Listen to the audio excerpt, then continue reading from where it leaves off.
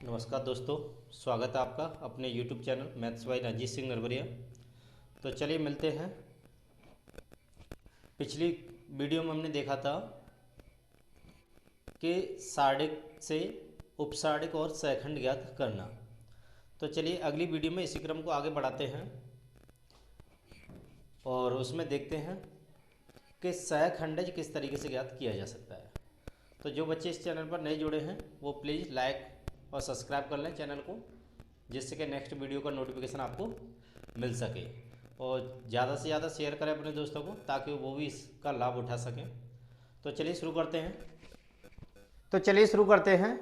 पिछली वीडियो में हमने देखा था कि सहखंड और सहखंडज में अंतर होता है, तो वहाँ हमने सहखंड सीखा था और आपका उपसारणिक निकालना सीखा था। यहाँ हम सीखेंगे सहखंडज। तो अगर हमें कोई आव्यूह दिया है तो दिए गए आव्यूह का सहखंडज ज्ञात करना। किस तरीके से आप ज्ञात कर सकते हैं, तो देखिए, माना एक आव्यूह ए बराबर ये दिया है आपको A11, A12 और A13, A21, A22 और A23, A31, A32 और A33। ये आपको क्या दिया है, एक आव्यूह दिया है। आव्यूह से आपको क्या करना है, सहखंडज ज्ञात करना है, एडियंट मैट्रिक्स ज्ञात करना है, सहखंडज आव्यूह ज्ञात करना है। तो देखिए, सबसे पहले आप निकालेंगे, अगर बाई चांस आपको इसके साथ साथ इनवर्स भी ज्ञात करवाया हो तो आप इसका अस्तित्व भी चेक कर सकते हैं। तो अस्तित्व चेक करने के लिए आप इसका मोड भी बना सकते हैं। सारणिक में चेंज कर देंगे इसको, A11, A12 और A13 और A21, A22 और A23, A31, A32 और A33। ये आपका, यहां से आप क्या करेंगे, सबसे पहले सहखंडज निकालने के लिए उपसारणिक का प्रयोग करेंगे। उपसारणिक निकालना आपने सीख चुके हैं, वहां से उपसारणिक से निकालते हैं सहखंड।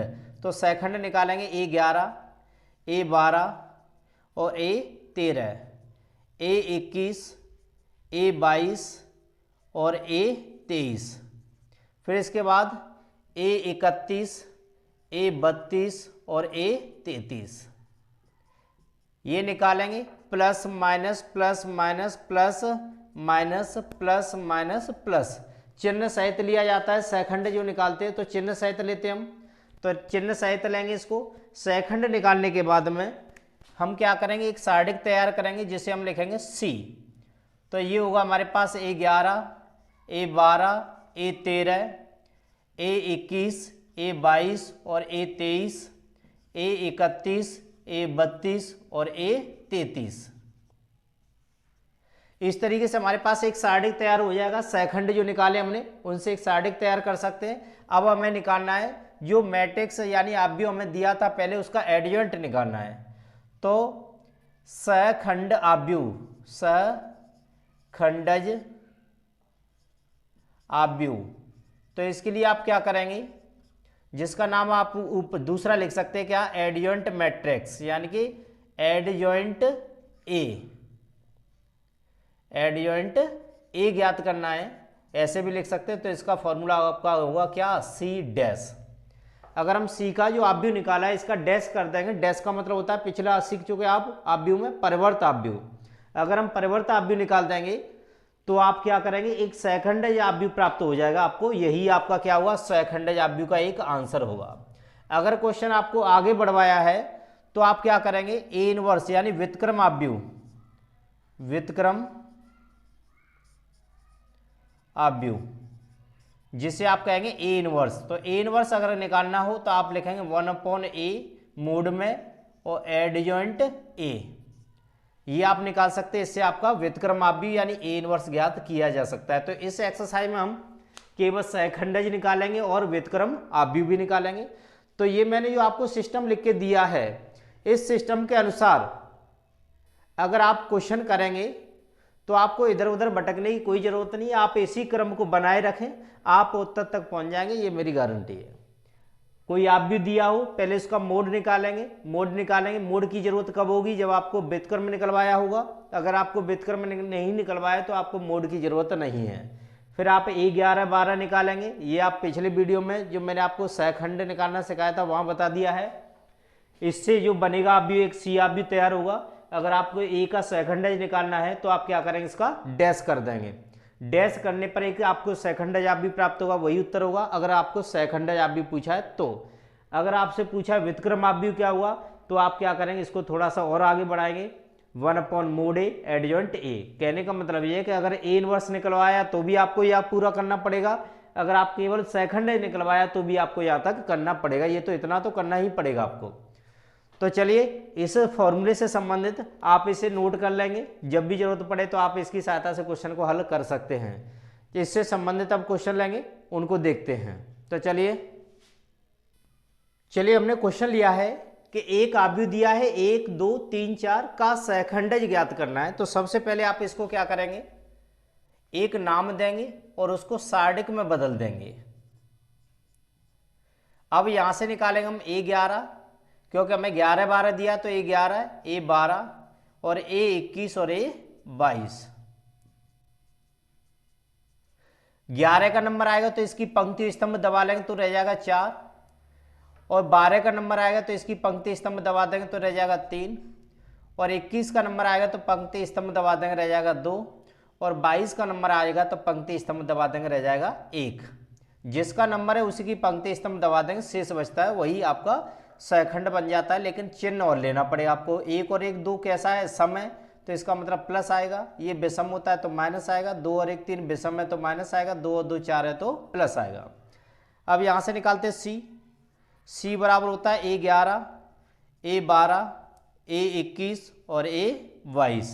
इसका मान रखेंगे तो मान है हमारे पास कितना, 4 -3 -2 1, ये हमें मान दे रखा है यहाँ से। अब हमें निकालना है एडजॉइंट, तो एडजॉइंट A इक्वल टू आप क्या करेंगे, C डैश, C का डैश, और डैश आप जानते हैं परिवर्त आव्यूह होता है, और परिवर्त आव्यूह का मतलब है पंक्ति को स्तंभ में बनाना या स्तंभ को पंक्ति में बनाना है। तो यहाँ से क्या करेंगे, पंक्ति का स्तंभ बना देंगे, तो ये पंक्ति स्तंभ बना दिया, और ये आपकी पंक्ति तो इसको भी क्या बना दिया, स्तंभ बना दिया।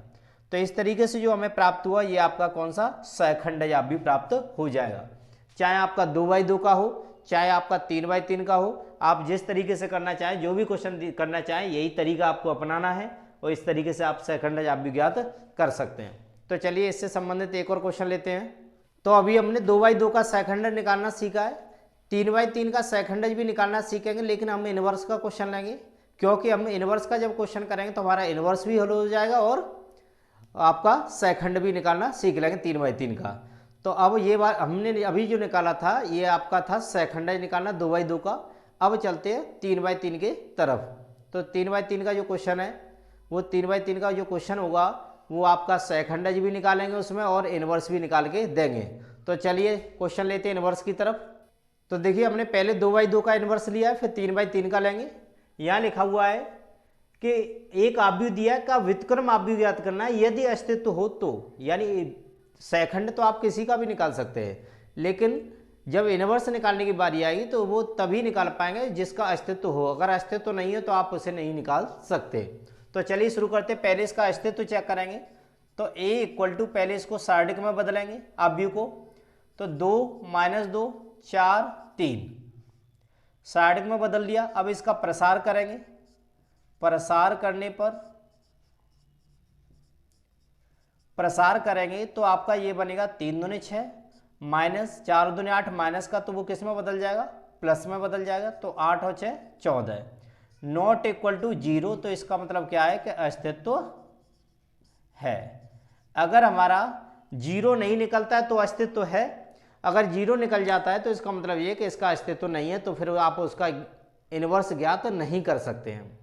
तो चलिए इसका अब अस्तित्व है तो हमें आगे बढ़ाना है क्वेश्चन को। तो सबसे पहले निकालते A11 A12 A21 और A22, plus minus minus plus चिन्ह आपको बता ही दिया गया, इनको जोड़ते हैं। अगर सम है तो प्लस लगाना है, जोड़ेंगे, विषम है तो माइनस लगाना, विषम है तो माइनस लगाना, सम है तो प्लस लगाना है।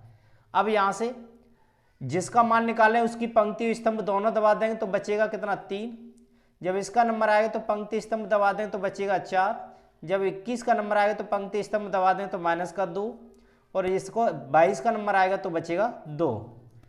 तो ये तो आपका सिंपल है, ये आपका माइनस माइनस गुणा करके प्लस हो जाएगा, तो यहाँ से बनेगा आपका क्या, सी इक्वल टू फॉर्मूला आप जानते हैं, A11, A12, A21 और A22। इसका मान रखेंगे तो ये बनेगा 3 -4 2 2। ये हमने निकाल लिया क्या, एड सी। अब इसके बाद निकालते हैं एडियंट ए। एडियंट ए इक्वल टू होगा सी डैश, और सी डैश का मान हम निकाल चुके हैं, यहाँ से डैश कर देंगे इसका 3 -4 2 और 2। अब निकालना में ए इनवर्स, तो ए इनवर्स इक्वल टू होता है 1/mod ए और एडियंट ए। 1/mod ए का मान हमारे पास 14 और एडियंट ए का मान है 3 -4 2 2। तो इस तरीके से आप इनवर्स ज्ञात कर सकते हैं, चाहे वो 2/2 का हो चाहे 3/3 का हो। फिलहाल हमने 2/2 का लिया है, एक क्वेश्चन 3/3 का भी करेंगे तो फिर आप इनवर्स ज्ञात कर सकते हैं, कहीं भी कोई दिक्कत नहीं आएगी। तो चलिए अगला क्वेश्चन लेते हैं। अगला क्वेश्चन लिया है वो 3/3 का लिया है, क्योंकि हमने पीछे भी देखा था सैखंडज केवल हमने निकाला था वो 2/2 का निकाला था, 3/3 का नहीं निकाला था। लेकिन 3/3 का सैखंडज आप यहाँ से निकालना सीख सकते हैं, क्योंकि यहाँ भी हमें सैखंडज की जरूरत पड़ेगी, तो इसमें जो निकालेंगे उसी के तरीके से आप उसमें भी निकाल सकते हैं। तो देखिए इसमें कहा गया कि कोई आव्यूह दिया है, उसका व्युत्क्रम आव्यूह ज्ञात करना है। तो व्युत्क्रम का आव्यूह ज्ञात करने से पहले आपको क्या करना है, इसका अस्तित्व चेक करना है कि इसका अस्तित्व है भी या नहीं भी है। तो देखिए इसका अस्तित्व चेक करेंगे पहले हम। तो a बराबर इसका मोड बनाएंगे 1 2 3 0 2 4 0 0 5। अब इसका करेंगे प्रसार। प्रसार करने पर प्रसार करेंगे तो पहले 1 लेंगे, क्योंकि प्लस माइनस प्लस लिया जाता है प्रसार में, तो 1 लेंगे प्लस का, जिसका पंक्ति और स्तंभ दबा देंगे तो ये 5 दूने 10 माइनस का 0। फिर माइनस लेंगे और 2 लेंगे, फिर इसका स्तंभ और पंक्ति दबा देंगे तो 0 - 0 आएगा। फिर प्लस का लेंगे और 3 लेंगे, इसका पंक्ति स्तंभ दबा देंगे तो यहाँ भी 0 - 0 आएगा। पंक्ति स्तंभ दबाएंगे तो 0 और 0, तो यहाँ मिला के 10 निकला, और ये 0 और ये भी 0, तो टोटल मिला के 10, यानी नॉट इक्वल टू 0। इसका मतलब क्या है, अस्तित्व है, और जिसका अस्तित्व होता है उसका ए इनवर्स ज्ञात किया जा सकता है। तो अब निकालते इसका सहखंडज। तो सहखंडज निकालने के लिए सबसे पहले जरूरत पड़ेगी A11 की, इसमें प्लस चिन्ह आएगा। तो A11 लेंगे तो पंक्ति और स्तंभ दबा देंगे तो ये बनेगा आपका 2 0 4 5। सॉल्व करेंगे तो 5 दूने 10 माइनस का 0, तो टोटल मिला के निकलेगा कितना, 10। फिर A12 का नंबर लेंगे तो ये विषम संख्या बन रही है जोड़ के, तो माइनस लेंगे। 12 का नंबर है तो ये पंक्ति स्तंभ दबा देंगे तो ये बनेगा क्या, 0 0 4 5। और जब इसका प्रसार करेंगे तो 0 - 0 आएगा, तो टोटल मिला के क्या बन जाएगा आपका 0। माइनस ये है वो माइनस लेंगे आप। फिर A13 का नंबर आएगा, 13 हमारे पास है सम संख्या तो प्लस लेंगे, तो यहाँ से 13 का नंबर आया ये दब जाएगा तो ये बनेगा क्या, 0 2 0 0। तो जब आप इसका प्रसार करेंगे तो ये बनेगा 0 - 0, टोटल मिला के 0।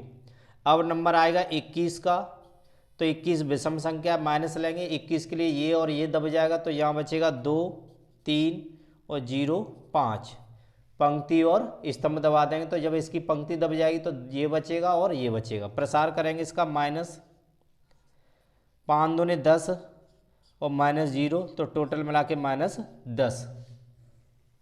अब लेंगे हम A22, 22 लेंगे तो ये सम संख्या तो प्लस आएगा, 22 लेंगे तो इसे दबा लेंगे, तो यहाँ हमारे पास बचेगा पंक्ति स्तंभ दबाने के बाद 1 और 3 बचेगा, और जब इसे दबाएंगे तो यहाँ बचेगा हमारे पास 0 और 5। जब इसका प्रसार करेंगे तो 5 एकम 5 -0, तो टोटल मिला के बनेगा 5। फिर 23 का नंबर आया, 23 लेंगे तो 23 का ये स्तंभ और ये पंक्ति है, तो यहाँ 1 2 0 0 बचेगा, 1 2 0 0, और ये चिन्ह माइनस का होगा क्योंकि जोड़ेंगे तो विषम है, तो ये आपका माइनस का 0 - 0, तो टोटल मिला के 0 आएगा। फिर A31 का नंबर लेंगे।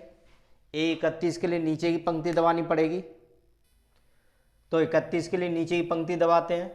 तो आपकी ये वाली पंक्ति 31 वाली है और स्तंभ भी है ये वाला, तो बचेगा क्या हमारे पास, ये विषम संख्या बन रही है तो ये आप माइनस लगाएंगे या प्लस लगाएंगे, और यहाँ से ये बनेगा हमारे पास 31 दबा रहे हैं तो 2 3 और 2 4।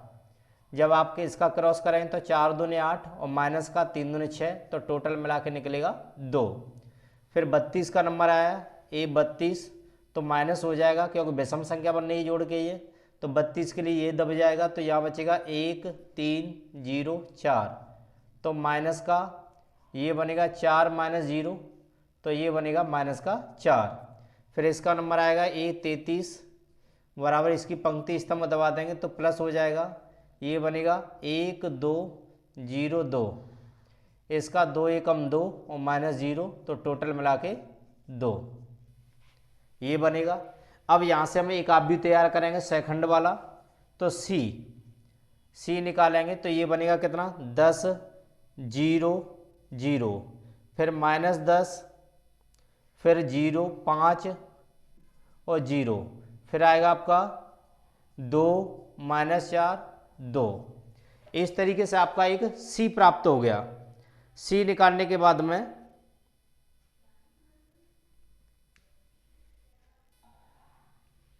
सी प्राप्त होता है। सी निकालने के बाद में क्या करेंगे हम, इससे एडियंट निकालेंगे, तो एडियंट ए इक्वल टू सी डैश होता है, तो इसका डैश करेंगे तो ये बनेगा 10 0 0 माइनस 10 5 0 और ये बनेगा 2 माइनस 4 2। ये हमने एडियंट निकाल लिया। अब हमें निकालना है इनवर्स, तो इनवर्स का फॉर्मूला आपको बता दिया गया है। ए इनवर्स बराबर होता है 1/mod A और एडियंट ए, तो 1/mod A का मान निकला है 10, निकाल चुके हम पहले से ही, mod A का मान 10 है ये। फिर इसके बाद में यहाँ से एडियंट का मान निकालना है, तो एडियंट का मान हम यहाँ भी निकाल चुके हैं, 10 माइनस 10 2 0 5 माइनस 4 और 0 0 2, यहाँ से एडियंट का मान रख दिया। तो इस तरीके से जो हमें मान प्राप्त हुआ वो आपका क्या प्राप्त हुआ, सहखंडज प्राप्त होता है।